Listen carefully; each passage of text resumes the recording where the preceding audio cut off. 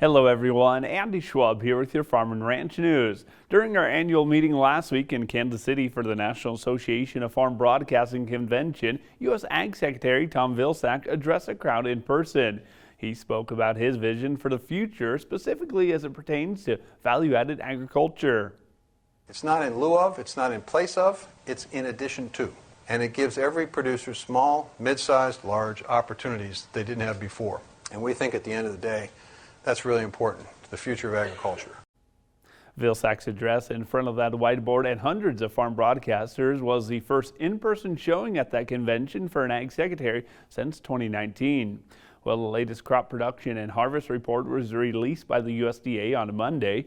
The warm-up in the recent temperatures certainly helped the farmers advance their last remaining harvest last week, along with getting some of the field work done if needed.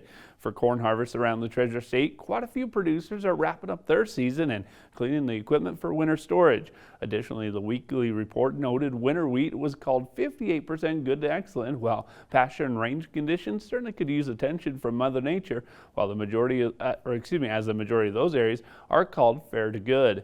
Looking ahead, the USDA will wrap up their weekly updates on that crop progress report after next week and move to just a once-a-month publication from December through the end of March.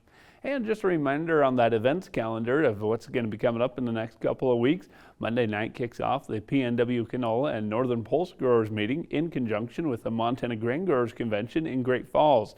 The week will also round out in Billings for the Montana Wool Grower Convention and then move to stock growers meetings the next week.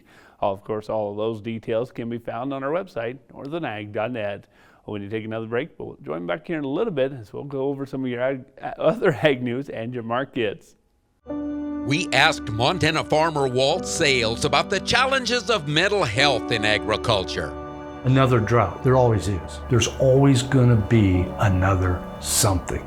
I grew up in a generation of you pulled yourself up by your bootstraps, but it's become evident is what do you do if you can't even find those bootstraps?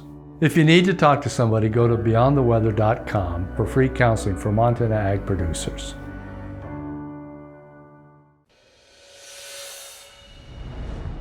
Welcome back, friends, to your ag news and your markets. Well, the latest Sterling beef profit tracker showed feedlots have suffered quite a bit since month-ago levels. As a matter of fact, they're back into the red by a couple of dollars, while the packer profit margins gained back a little bit of their losses. However, they continue to lose $69 a head. The move lower for the feedlots came from minor cuts across the board and is a complete reversal of what they felt a month ago when they're profiting over $300 a head.